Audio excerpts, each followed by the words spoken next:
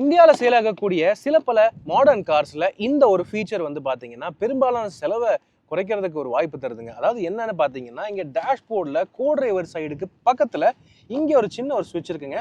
இது பார்க்குறதுக்கு ஏதோ கீ ஹோல் மாதிரி இருக்குது, இதனால் எப்படி செலவு வந்து கம்மியாகும் அப்படின்னு நீங்கள் கேட்பீங்க. ஆக்சுவலாக இதுதாங்க மேஜர் ட்ரிக்கு. அதாவது வண்டியில் நார்மலாகவே வந்து டியூல் ஏர்பேக்ஸ் வந்து ஸ்டாண்டர்டாக இருக்குது. இப்போ வர கார்களில் 6 ஏர்பேக் ஸ்டாண்டர்டாக கொண்டு வராங்க. அதில் இந்த ரெண்டாவது ஏர்பேக் ஒன்று வந்து ஸ்டீரிங்ல இருக்கு, ரெண்டாவது ஏர்பேக் வந்து பார்த்தீங்கன்னா கரெக்டாக கோ டிரைவருக்கு முன்னாடி டேஷ்போர்டுக்கு மேலே ஒரு மேஜர் காம்பனண்ட்டாக வச்சிருக்காங்க. ஸோ இந்த ஏர்பேக் உங்களுக்கு தேவை இல்லை.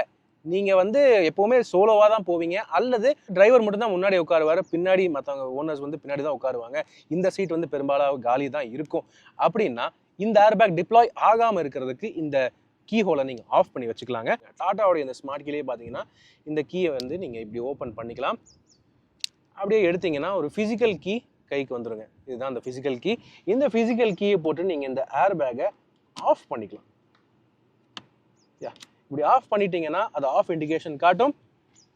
அப்படி இந்த கோ டிரைவர் ஏர்பேக் வந்து ஆஃபாக இருக்குன்னா அந்த இண்டிகேஷன் இங்கே மேலே காட்டும். பேசஞ்சர்ஸ்க்கு மேலே டைரெக்டாக கண்ணிலே படுற மாதிரியே வச்சிருக்காங்க. பேசஞ்சர் ஏர்பேக் ஆஃப்னு காட்டுங்க. அப்படி இன்கேஸ் துரதிருஷ்டவசமாக ஏதோ ஒன்று நடக்குதுன்னா இந்த ஏர்பேக் மட்டும்தான் டிப்ளை ஆகும், இந்த ஏர்பேக் ஓப்பன் ஆகாது. ஸோ இந்த ஏர்பேக் ஓப்பன் ஆகாத போது இந்த டேஷ்போர்டு முழுக்க ஒரே பீஸில் தான் இருக்கும். இந்த ஏர்பேக் ரிப்பேர் பண்ணுற செலவு உங்களுக்கு மிச்சமாகுங்க.